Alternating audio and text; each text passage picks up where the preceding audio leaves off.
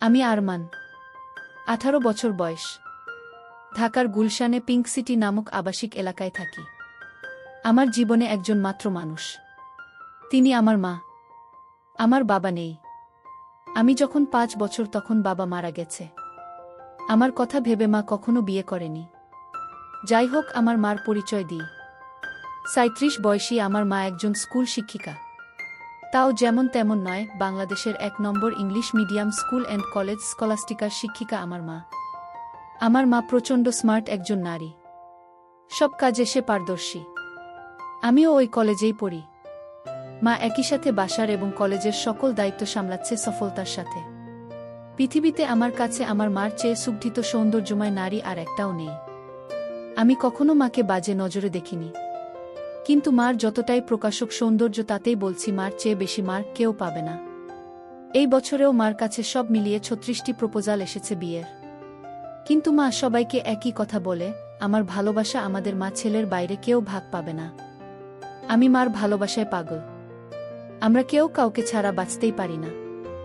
এমন কোনো বিষয় নেই যা আমি মাকে বলি না। আমি ছোট থেকেই খুব শার্প। ক্লাস 2তে ভর্তি হবার পর আমরা মা ছেলে কর্তৃপক্ষ ছাড়া কেউ জানে না। কখনো আমরাও এমন আচরণ করি না যে কেউ বুঝবে। এটা মা আর আমি প্ল্যান করে করেছি। আমাদের খুব মজা লাগে। মাকে এখনও দেখতে 25-26 বছর বয়সী মনে হয়। মা সব সময় 3 পিচ পরে। তবে তা হাতা কাটা বা ফুল হাতা এক এক সময় এক এক রকম হয়। তবে খুব টাইট নয়। এতেই মাকে দেখে যে কোনো পুরুষ পাগল হতে বাধ্য। মা প্রতিদিন আমাকে নিজেই গাড়িতে করে কলেজে নিয়ে যায়। আমাদের একটা হোয়াইট স্কোডা আছে। মা নিজেই ড্রাইভ করে। মা বাসায় কাজ করার সময় ওড়না কোমরে বেঁধে কাজ করে। আমাদের ঘটনা শুরু হয় ছিমছাম ভাবে এবং পুরো প্রাকৃতিক উপায়ে ও অ্যাক্সিডেন্টালি। একদিন আমি একটা পড়া বুঝার জন্য মার রুমে ঢুকলাম। রুমে ঢুকেই আমি ও মা সামনাসামনি ও দুজনেই হয়ে গেলাম। কারণ মা মাত্র গোসল করে বের হয়েছে এবং শুধু টাওয়াল পরা ছিল মা। আমি কয়েক সেকেন্ড কোনো কথাই বলতে পারিনি। চোখ মার উপর থেকে সরছে না। কিন্তু লজ্জা পেয়ে মার চিৎকারে আমিও একটা চিৎকার দিয়ে বেরিয়ে আসি সরি বলতে বলতে। এসে বাহিরের দরজার পাশে দাঁড়িয়ে বলি, সরি মা, আমি পড়া বুঝতে এসেছিলাম। পরে বুঝে নিব। এই বলে আমি আমার রুমে গিয়ে খাটে বসতেই মার দেখা এই পলকে সৌন্দর্য চোখ থেকে সরাতে পারছি না। হঠাৎ বুকটা ধরফর করছে। চোখ পড়ল প্যান্টের দিকে। আমি ভয় পেয়ে গেলাম। দেখি প্যান্ট ফুলে ঢোল হয়ে আছে। আমার মন ভাঙচুর হয়ে যাচ্ছে মাকে এমন রূপে দেখে। কখন যে ঘুমিয়ে গেলাম বলতেই পারি না। ঘুম ভাঙতে দেখি তখন সন্ধে হয়ে গেছে। উঠে ফ্রেশ হয়ে বের হলাম রুম থেকে। সামনে মা পড়ে গেল। ড্রয়িং রুমে বসে টিভি দেখছে আর সালাদ কাটছে। আমায় দেখে হাতে ইশারায় পাশে বসতে বলল। আমি বসলাম। মা একটা হাতাকাটা ব্রাউন সালোয়ার কামিজ পরা ছিল। সুন্দর লাগছে। কিন্তু মার চেহারা দেখে মনটা ভেঙে গেল। আমার স্বর্গতুল্য মাকে নিয়ে কি সব বাজে চিন্তা করেছি আমি, ছিছি।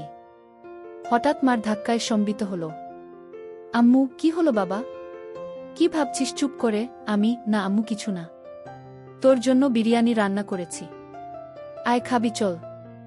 মা একদম স্বাভাবিক হয়ে আছে। হয়তো নিজেও লজ্জা ঢাকছে। আমি, আজ আমায় খাইয়ে দিবে আম্মু? মা আমার দিকে এক পলক অপরূপ দৃষ্টি করে চেয়ে বলল, আয় কাছে আয়। আমি হাত বাড়ালাম। কিন্তু মা আমাকে অবাক করে দিয়ে হাত ধরে কাছে নিয়ে তার কোলে থাইয়ে বসিয়ে দিল। আমি বুঝতে পারছি না হঠাৎ এমন করল কেন। কারণ বড় হয়েছি বলে হয়তো এতদিন এমন কোলে নেয়নি। এজন্য অবাক লাগছে। আম্মু, জানিস বাবা, তোকে নিয়ে আমার অনেক স্বপ্ন। আমি জানি মা, আমি বড় মানুষ হয়ে দেখাবো। আম্মু, তুই বুঝছিস না। আমি চাই না তুই টাকা পয়সা কামানোর জন্য জীবন পানসে করিস। আমি মানে? আম্মু মানে হলো কখনো টাকার পিছনে না ছুটে খুশি থাকতে চেষ্টা করবি। টাকা এমনি আসবে। আমি, ও আচ্ছা। মা আমাকে খাইয়ে দিল। এমন মাসুম মার প্রতি রাতে কি নাকি ভেবেছি আমি, ছি। ভেবেই খারাপ লাগছে। আমরা যে যার রুমে গেলাম ঘুমাতে।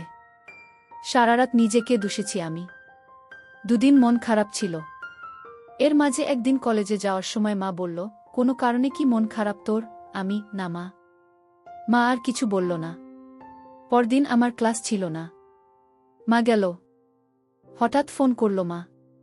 আম্মু, গোসল করে তাড়াহুড়ায় আমার কাপড় মেলতে ভুলে গেছি। একটু নেড়ে দে প্লিজ। আচ্ছা মা। আমি মার রুমে গেলাম। গিয়ে বালতি নিয়ে ছাদে যাই। নাড়তে গিয়ে প্রথমে ছিল কামিজ, তারপর সালোয়ার। এরপরে বাকিগুলোও দেখি। দেখে আমার বুক ধরফর করতে লাগে। দেখলেই বোঝা যাচ্ছে এটা নামিদামি ব্র্যান্ডের। হাতে তুলতে হাত কাঁপছিল। আর কি সুন্দর ঘ্রাণ ওগুলো থেকে, কি বলবো। আমি হতবিহ্বল হয়ে গেলাম। কারণ পৃথিবীতে ৭০০ মিলিয়নে একজনের ভাগ্যক্রমে একই সাইজের হয়, আর তা আমার মার ভেবেই মাথা নষ্ট হয়ে গেল।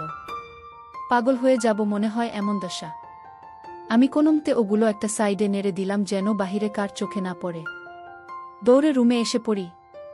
ইচ্ছা করছিল একটাবার হাত দিয়ে শান্তি করি, কিন্তু এর ভয়াবহতা বিশাল বলে নিজেকে সামাল দিই। এরপর ইন্টারনেটে দেখতে লাগলাম এসব চিন্তা নিয়ে। দেখি অসাধারণ বিষয়। স্বামী মারা গেলে ছেলেই মায়ের দায়িত্ব নিবে এবং সব খেয়াল রাখবে, তা শারীরিক মানসিক সব হতে পারে, এটা বেদে লেখা। নারী অন্য কোনো দেহের সাথে জড়াতে না চাইলে বাসনা পূরণ করা সন্তানের দায়িত্ব। আমি কি করব বুঝতে পারছি না। এসব ভাবতে ভাবতে ঘুমিয়ে গেলাম। উঠলাম মার ডাকে। দেখি মা সামনে দাঁড়ানো। বসল বিছানায় ও আমার মাথায় হাত বুলিয়ে বলল, ঘুম হলো সোনা? আয় খাবি আয়। আমি উঠে গেলাম ডাইনিং রুমে। মা চা বিস্কিট এনে বলল, চল ছাদে বসি। আমরা ছাদে বসলাম। গিয়েই মা কাপড় দেখে বলল, আমি আজ ভুলেই গেছিলাম। এই রে, আমার ওই কাপড়গুলো কোথায়? আজ কি ধুইনি নাকি? না মা, ওই পিছনে আছে। এমনভাবে বলল যেন ছেলের সামনে এগুলো কোনো বিষয় না। মা সব কাপড় তুলে হাতে নিল। আম্মু, গরমের ছুটিতে দিয়ে দিল। বলো কোথায় যাবে ঘুরতে? আমরা তো বাসায় সময় কাটাই না। চলো এই ছুটি বাসায় নিজেদের সময় দিই। মা অপলক তাকিয়ে আছে আমার দিকে। কি মা? ভুল বলেছি। মা আমার গালে হাত বুলিয়ে বলল, কোনো ভুল বলিসনি সোনা। তুই অনেক বড় হয়ে গেছিস বাবা। Love you baby. বলেই মা আমায় জড়িয়ে ধরল। এটা অবশ্য সব সময় হয়, কিন্তু আজ ভিন্ন একটা ঘ্রাণ আসছে মার গায়ে। এটা মমতা আর কি একটা ভিন্নতা বুঝলাম না। তো পরদিন আমি টিভি দেখছি আর মা ঝাড়ু দিচ্ছে। আমি দেখলাম মা আজ ওড়না পরেইনি, আর ঝাড়ু দেওয়ার সময় সব ঝলক দিচ্ছে। আমি জানি না কেন চেয়ে চেয়ে মাকে দেখছিলাম। হঠাৎ একবার আমিও মার দিকে তাকালাম, মাও তাকালে, চোখাচোখি হল। আমি খুব ভয় ও লজ্জা পেয়ে গেলাম। মা না জানি কি ভাবছে। আমি আর তাকালামই না। ভয়ে ভয়ে আছি, কি যেন বলবে আমাকে। এমন সময় কাজ শেষ করে এসে মা পাশে সোফায় বসল, আমার গা ঘেঁষে আমার কাঁধে হাত রেখে। আমি ভয়ে কাঁপছিলাম। মা বলল, আরে কি দেখছো এসব? চলো রেসলিং দেখি। তুমি দেখো না? আমি অবাক হলাম। আমি রেসলিং দেখে না। আমি মাথা নেড়ে না বললাম। মা বলল, বিয়ে ম্যান, এ যুগে রেসলিং দেখো না তা হয়? দাও রিমোট দাও। মা রিমোট নিয়ে চ্যানেল পাল্টে রেসলিংয়ে দিল। আন্ডারটেকার আর ট্রিপলিচের খেলা চলছিল। মা এত মজা করে দেখছিল যে আমিও কেমন ঘুলে মিলে গেলাম। হঠাৎ করে আমায় বলল, তোমার কাকে পছন্দ? আমি তো দেখি না। কিন্তু আন্ডারটেকার। আম্মু, এই তো আমার ছেলে। সে খুব জোশ। আমি তো হয়ে গেলাম। মার প্রতি একটা কৌতূহল হলো। মাঝে এনবি ও মার্গারেটের লাইভ হবে এটা বিজ্ঞাপন দিল। আমি মনে করেছি হয়তো মেয়েদের খেলা দেখবে না আমি সামনে থাকায়, কারণ মেয়ে খেলে ছোট কাপড় পরে। কিন্তু মা আমায় অবাক করে দিয়ে আরও গা ঘেঁষে বসে বলল, এবার মজা হবে। বলেই জুস আর পপকর্ন নিয়ে এলো। আমি উঠে যাচ্ছি লজ্জায়। মা আমায় থামিয়ে বলল, আরে বস, মজা হবে এদের খেলায়। আমি মার্গারেট আর তুই এনিবি, ঠিক আছে? আচ্ছা। খেলা শুরু হলো। দুজন ছোট ছোট সেট পরে এসেছে। মা বেশ মজা করে দেখছে। আমি শুধু মাকে দেখে অবাক হচ্ছি। মাঝে এর দিলে মা তখন আমার দিকে ফিরে আচমকা বলল, তুমি আমাকে বন্ধু মনে করো? আমি হঠাৎ একথা শুনে অবাকই হলাম। আম্মু, অবাক হবার কিছু হয়নি। উত্তর দাও সোনা। আমার আর কে আছে তুমি ছাড়া? তুমিই তো আমার সব কিছু। আম্মু, তাহলে একসাথে মায়ের সাথে ফ্রি হতে সমস্যা হচ্ছে কেন গাধা? এটা জাস্ট খেলা। আসলে ওরা ছোট কাপড় পরা, তাই মা ছেলে একসাথে এসব দেখা, এজন্য লজ্জা লাগছে। মা হাসতে হাসতে শেষ। আম্মু, আরে বোকা ছেলে, আমি না তোর মা? লজ্জা কিসের আমার সাথে? এগুলো অনেক আগের মূর্খ সমাজে চলত, এখন না। শোনো, আমরা মা ছেলে ছাড়া আর কেউ নেই আমাদের জীবনে। আমরা চিল করব না তো কে করবে বলো? আমি মানে আম্মু, মানে আমরা একসাথে এগুলো দেখলে কিছু হয় না। আর এগুলো পড়ার জন্য এমন লজ্জা কেন? তুই পড়িস না নাকি? আমি আম্মু, আমিও তো পড়ি। তাতে কি হয়েছে? এসব উল্টপাল্ট কথা বলবি না। পোশাক কখনো মানুষের স্বভাব থাকে না। মনে বিষ নিয়ে যদি বুরখা পরে ঘোরা হয় তাহলে বুরখা পরার কোনো মানে নেই। এটা মাথায় রাখবি। আমি মাথা নাড়লাম। এরপর খেলা শুরু হলে দেখা শুরু হলো আমাদের। হঠাৎ মা বলল, চল বাজি হবে। আয় দেখি কে জিতে। আজ মার্গারেট জিতবে। আমিও আর লজ্জা না পেয়ে মাকে সঙ্গ দিলাম। আমরা রক্তহীন করা খেলায় শেষে আমিই জিতে গেলাম। পুরো 5,000 টাকা জিতলাম আমি। কিন্তু মা একটুও মন ভারী করল না। আমি, বাহ, বেশ টাকা আয় হলো। মাঝে মাঝে এমন হলে বড়লোক হয়ে যাব। আম্মু, তা তো হবেই। তবে জিতলি, কি খাওয়াবি বল? আমি, তুমি কি খাবে? আম্মু, তোকে খাবো। আমি, আম্মু, আরে বোকা, এমনি বললাম। আচ্ছা, আমি ঘেমে গেছি, যাই গোসল করে আসি। মা গোসল করতে গেল। আমি টিভি দেখছি। হঠাৎ শব্দ মার গলার। আমি দৌড়ে যাই মার রুমে। গিয়ে আবার্থ হয়ে গেলাম। আজ সেদিনের মতো নয়। কিন্তু আজ মাকে সম্পূর্ণ ভিন্নতর দেখলাম। আমি হা করে তাকিয়ে আছি।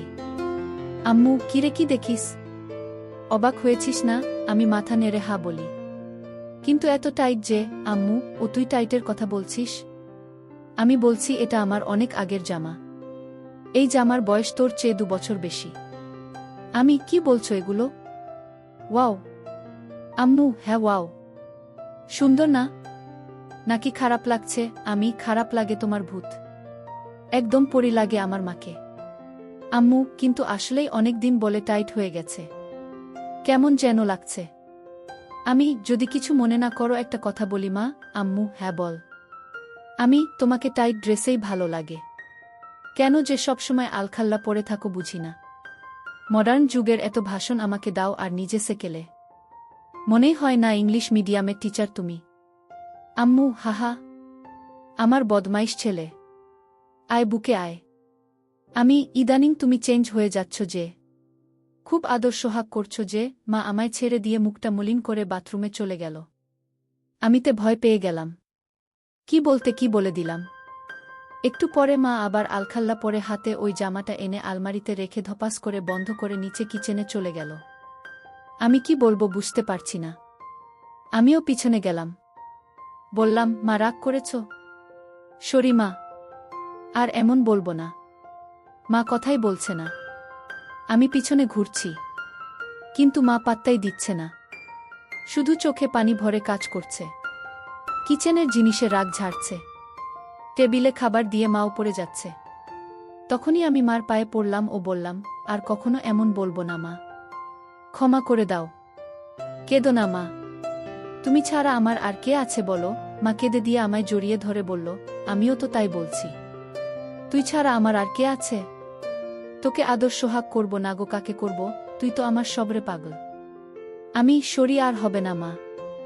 আম্মু, আমি সবসময় তোকে ভালোবাসি বোকা। আর এমন বলিস না। আমাকে প্লিজ একা করে দিস না তোর বাবার মতো। আমি, না মা, আমি তোমার সব কথা শুনবো ও মেনে চলব। আমি, আমারও সব কথা মানতে হবে তাহলে? মা মুচকি হেসে চোখ মুছে বলল, তাহলে ওই ড্রেস পরে এসো আর আমাকে খাইয়ে দাও। মার মুখে উজ্জ্বল হাসি। মা রুমে গিয়ে মিনিটে চলে এলো ওই ড্রেস পরে। আমি বললাম, তোমায় একদম ক্লাস 10-এর মেয়ে মনে হয় মা। যে কোনো কাপড়েই বোঝাই যায় না তোমার বয়স 37। মা মুচকি হেসে আমায় নিয়ে বসে খাওয়াতল। তারপর আমরা যে যার রুমে গিয়ে ঘুমালাম। এভাবে মা আর আমি আর কিছু না করে ছুটি শেষ করলাম। ছুটির পরে আমাদের কলেজে একটা সাংস্কৃতিক অনুষ্ঠান হয়। সবাই নাম দেয়, আমিও নাম দিই গানে। আমরা পারফর্ম করি, অনেকেই অনেক রকম করে। মেয়েরাও পারফর্ম করে ড্যান্সে। হঠাৎ একটা ড্যান্স চালু হয়। দেখলাম কয়েকজন মাঝবয়সী নারী ঘোমটাস দিয়ে স্টেজে উঠল। এরপর গান চালু হতেই ঘোমটা খুললে আমি আকাশ থেকে পড়লাম। মা লিডিং ড্যান্সার আর মারাত্মক লাগছে তাকে। মা একটা হলুদ শাড়ি পরেছে যা মারাঠি স্টাইলে বাঁধা ও নাভি বরাবর। এতেই সবার হৃদ স্পন্দন বাড়িয়ে দিল। সবাই হুররে করে অনুষ্ঠান শেষ করল। আমি আমার মা এত সুন্দর নাচে তা জানতাম না। ছেলেরা সবাই তো বলছেই, সাথে মেয়েরাও বলছে ম্যাম খুব হট। আমার খুব গর্ব হলো এটা শুনে। আমরা বাসায় গিয়ে আমি মার সাথে কথা বলছি না। মাতা দেখে বলল, কি হয়েছে আমার প্রাণ ভোমরা? আমি, ইস আবার প্রাণ ভোমরা বলছে। কখনো তো বলনি নাচতে পারো। আমাকে তো কখনো নাচ করে দেখাওনি। মা আমার কাছে সোফায় বসে গা ঘেঁষে বলল, এই যে মশাই, আপনাকে সারপ্রাইজ দিতেই বলিনি আগে। এখন আপনিও তো অবাক হলেন তাই না? আপনার জন্য এত কিছু করলাম আর আপনি যদি মন খারাপ করে থাকেনও তাহলে হয়। সরি। আমি, আচ্ছা ঠিক আছে। তুমি এত সুন্দর নাচতে পারো আমি জানতামই না। আর কি ড্রেস পরেছ তুমি ওখানে, আমি অবাক। কখনো তো এমন খোলামেলা পোশাকে দেখিনি। আম্মু, খোলামেলা কই? এত মারাঠি স্টাইল।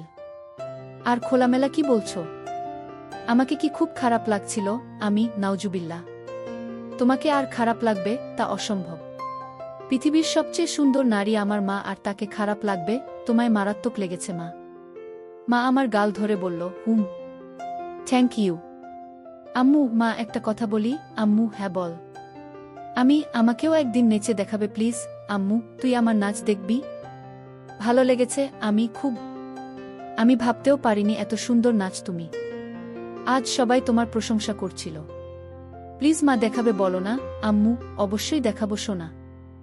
আমার পৃথিবী তুই। আর তোকে খুশি করতে সব করতে পারবো। বল কি ড্যান্স দেখবি? আমি, যেই কস্টিউম আছে তার বিচারেই যা ইচ্ছা তোমার। আম্মু, আচ্ছা তুই বস, আমি আসছি বলে মা পালালো রুমে। একটু পরে এসে আমায় পুরো চমকে দিল।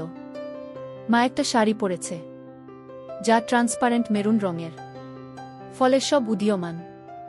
দেখে আমি সোফা থেকে দাঁড়িয়ে যাই। মা আমায় এমন উঠতে দেখে বলল, এখন আমি তোর টিচার নই বোকা। দাঁড়াচ্ছিস কেন? আমি কেন বলে দিলাম, তোমায় আজকে সত্যি অসাধারণ হট লাগছে মা। বলার পর খেয়াল হলো আমি কি বললাম। জিভ কেটে বললাম, ওফ সরি মা, আমার ভুল হয়ে গেছে, আর বলবো না এমন পচা কথা। মা আর চোখে একটা চাহনি দিয়ে বলল, আমি কি হই তোর বলতো? আমি, আমার মা। আম্মু, তাহলে এমন কেন করছিস? মা নাকি তার সন্তানের কাছে সবচেয়ে সুন্দর হয়। তুইও তো বললি। তো প্রশংসা করতে এত দ্বিধা কিসের? আমি, ওইয়ে ভাষাটা বিব্রত তাই। আম্মু, চুপ করত। কোনো বিব্রত নয়। এদেশীয় ভীত সংস্কৃতি তোর ভিতরে কিভাবে এলো বুঝলাম না। হট কোনো বাজে শব্দ নয়। যাকে যা লাগে তাই বলা উচিত, বুঝেছিস? চাইলে আরও গভীর কিছু বলতে পারিস। আমি ভ্যাবলা হয়ে বললাম, হ্যাঁ, কিন্তু মাকে এসব চজাতীয় কথা বলা কি ঠিক? মা আমায় হাত ধরে সোফায় বসে বলল, আম্মু দেখছো না, আমি তোর মা। আমায় তুই যা খুশি বলতে পারিস। ভালো লাগলেও বলবি, খারাপ লাগলেও বলবি, তাতে কোনো সমস্যা নেই। এখন তুই যদি আসলে আমায় মা বলে আপন নাই বা ভাবিস, তাহলে আর আমার কি করার? স্বামীকে হারিয়ে একমাত্র সন্তানের সঙ্গ কপালে না জুটলে তো আর কিছু করার নেই। আমি বুঝলাম মা মনে মনে কষ্ট পাচ্ছে, আর প্রশংসা করায় মা আমায় বাধা দেয়নি। পশ্চিমা দেশের মতো মা আমায় স্বাধীনতা দিচ্ছে, ভালো তো এমনিতেই বাসে মা। তাই মার মন ভালো করতে বললাম, okay my dear loving mother, let's show me your best move. মা হেসে দিয়ে আমায় ধন্যবাদান্তে কপালে হামি দিয়ে বলল, লাভ ইউ মাই ডিয়ার। তোর জন্যই বেঁচে আছি আমি। আমায় তুই বুঝিস বলেই আমি পরিণত মা। বল কোনো গানে নাচব? আমি, কাটা লাগা সং। মা চোখ বড় করে বলল, নুটি বয়। আমি হেরে যাওয়ার মতো মাথা নিচু করলাম। মা আমার থুতনি ধরে তুলে চোখে লাস্যময়ী হাসি এনে বলল, আমার ছেলে বলবে আর আমি মা হয়ে তা করব না, এটা হতে পারে? বলেই মা কাটা লাগা সং বাজিয়ে পৃথিবীর সকল সৌন্দর্য নিজের উপর এনে নাচতে লাগল। সে কি মুভ ও স্টাইলে নাচল, কি বলবো। মনে হচ্ছিল যেন আমার গার্লফ্রেন্ড হলেও এমন ভঙ্গিতে নাচত না। পুরোপুরি বোল্ড লাগছে মাকে। আমি দাঁড়িয়ে হাততালি দিলাম ও মাকে গিয়ে সালাম করলাম। মা অবাক হয়ে গিয়ে বলল, কি ব্যাপার? সালাম কেন? আমি, কারণ তুমি আমায় এত ভালোবাস, আমায় এত বিশ্বাস করো তাই। এমন সাজে আমি কখনো ভাবিনি তোমায় দেখব। তাও আবার আমার অন্যায় আবদার রেখে এই বোল্ড সং ড্যান্স করলে। তোমার কি খারাপ লেগেছে মা? মা বলল, এজন্যই তোকে এত বেশি ভালোবাসি রে পাগল। তুই খুব মাসুম আর হনেস্ট আর খুবই কিউট। শোন তাহলে, তুই আমার একমাত্র সন্তান আর একমাত্র সঙ্গী, যাকে নিয়েই আমার জীবন মরণ সব। তোর কাছে খারাপ লাগার কিছু নেই। আমি তোকে ভালোবাসি রে পাগল। আর এমন কেমন বলিস? এটা একদম স্বাভাবিক। আমি চুপ করে রইলাম। মা কয়েক সেকেন্ড আমার দিক তাকিয়ে থেকে বলল, আচ্ছা এখন গোসল করে আসি। মা চলে গেল। আমি আর পিছন দেখার কেমন মনোবল পাচ্ছি না। তবে 10 মিনিট পর হঠাৎ মার ডাক এলো। আমি মার রুমে যেতেই আবারও সেই মুহূর্ত সামনা করলাম। মাকে এরূপে দেখে বুক ধকধক করছে। আমি কিছু বলতে পারছি না। কিন্তু মা আমায় দেখে মোটেও বিচলিত নয়। একটু কড়া কণ্ঠে বলল, বস বিছানায়। আমি কি করব বুঝতে পারছি না।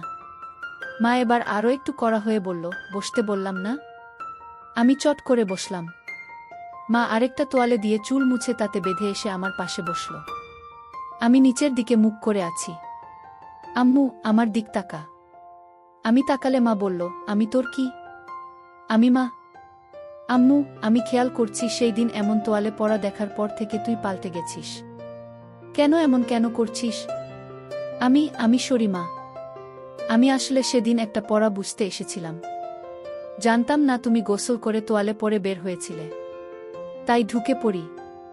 আর হবে না মা, ভুল হয়ে গেছে। আম্মু, আর একটা কথা বললে একটা চড় মারব। তোকে সারা জীবন এই শিক্ষা দিয়েছি আমি না তোর মা? তুই ছোট থেকে আমায় এমন দেখেছিস, এখন একটু বড় হয়েছিস বলে আর দেখিসনি। তাতে এমন করার কি হলো? কিন্তু এখন তো আমি বড় হয়ে গেছি মা। আম্মু আবার কথা বলে, সন্তান আজীবন মার কাছে ছোটই থাকে। আর তোয়ালে পরে দেখায় কি দুনিয়া উল্টে গেছে? আমায় কি তোয়ালেতে দেখতে এতটাই বিশ্রী? আমি মার মুখে হাত দিয়ে বললাম, না মা, দুনিয়াবি সবচেয়ে সুন্দর তুমি, যা সব কিছুতেই। আম্মু, তাহলে এত কাহিনী কেন? আমি ভেবেছি তুমি আমায় কি নাকি ভাববে, তাই ভয়ে ছিলাম। আম্মু শোনো, আমরা ছাড়া আর কে আছে যে নিজেদের স্পেসটুকুও নষ্ট করব? তোয়ালে পরে দেখলে কিছুই হয় না পাগল। আয় বুকে আয়। এরপর মা বলল, তোর খিদে লাগেনি? যা ড্রয়িং রুমে বস, আমি আসছি। আমি অপেক্ষা করছি।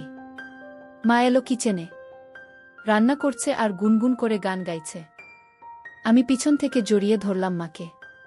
পিছন তাকিয়ে দেখে আমি হাত সরিয়ে নিই। মা মুচকি হেসে আমার হাত ধরে গান গাইতে থাকল। আমি আগে কখনো এত খুশি হয়নি। আম্মু, আমার জীবনে এমন একটা ছেলে থাকলে খুশি হব না? বল কি খাবি? আমি স্যুপ। আম্মু আচ্ছা যা টিভি দেখ, আমি আসছি স্যুপ নিয়ে। আমি বসে টিভি দেখছি। মা স্যুপ এনে আমায় খাইয়ে দিল ও নিজেও খেল। আম্মু আচ্ছা আমার কিছু শপিং করতাম, তুই থাক একটু বাসায়, আমি চলে আসব তাড়াতাড়ি। মা শপিং করতে চলে গেল। এলো অনেকগুলো ব্যাগ নিয়ে, সব নিয়ে সোজা রুমে রেখে এলো। আমি কি কিনলে? আম্মু এমনি কিছু জিনিস। মা এড়িয়ে গেল। বুঝলাম হয়তো নিজের কাপড় কিনেছে। তা তো আর ছেলেকে দেখানো যায় না। যাই হোক, পরদিন কলেজে যাওয়ার জন্য গাড়িতে বসে আছি মার জন্য। মা গেট লাগিয়ে যখন গাড়িতে এলো তখন আমি আকাশ থেকে পড়লাম। মা একটা হলুদ ট্রান্সপারেন্ট শাড়ি পরেছে ম্যাচিং ব্লাউজের সাথে। আমি আকাশ থেকে পড়লাম মাকে এমন রূপে দেখে। মা আমার চেয়ে থাকা দেখে বলল, কি হলো, এমন তাকিয়ে কেন আছিস? তুমি অনেক পাল্টে গেছো মা। মা মুচকি হেসে বলল, এটা কি তোর খারাপ লাগছে? আরে না না, আমার কাছে উল্টো ভালো লাগছে। মা চোখ কুঁচকে বলল, ভালোটা আবার কেন? আমিও চাই তুমি নিজের জীবন সাজাও, ভালো ও খুশি থাকো। পোশাকটা না হয় তারই শুরু। মার মুখে উজ্জ্বল গর্বের হাসি। I am proud of you baby. Me too mom, আজকে অসাধারণ লাগছে মা। আম্মু, আমি ভাবছি এখন থেকে শাড়ি পরব। ভালো ডিসিশন। কিন্তু শুধু শাড়ি কেন? আম্মু এমনি, না হলে আর কি পরা যায় বলতো? আমাকে জিজ্ঞেস করছো? মা কাকের মতো আশেপাশে তাকিয়ে বলল, আর কাউকে দেখছিস গাড়িতে? না, মানে একজন মা তার ছেলের সন্তানের কাছে পোশাকের সিদ্ধান্ত চায় তাই বললাম। বাংলাদেশে এটা স্বাভাবিক নয়। আম্মু আমার কাছে সবকিছু তুই। তাই আমার কমেন্ট তুই করবি। বল কেমন পড়ব? আমি সত্যি ফ্র্যাঙ্কলি বলবো, আম্মু এবার চর খাবি? আমি সরি। আম্মু বল। আমি a bit of western you know. মা আমার দিকে তাকিয়ে রইল কয়েক সেকেন্ড। মার এই রহস্যঘন তাকানো বুঝি না। আম্মু ওয়েস্টার্ন? হুম বলেই মা গাড়ি চালাতে লাগল। কিছু দূর যাবার পর একটা ঝোপের কাছে গাড়ি দাঁড় করালো। আমি বুঝতে পারছিলাম মা কেন গাড়ি দাঁড় করিয়েছে। মা গরম গরম নিঃশ্বাস ফেলছিল আর হাতটা আমার নিচের দিকে বাড়িয়ে দিতে লাগল। আমি বুঝতে পারছিলাম মা আর নিজেকে আটকে রাখতে পারছে না। নিজের ছেলের সাথে সেই নিষিদ্ধ কাজটা করতে চাচ্ছিল।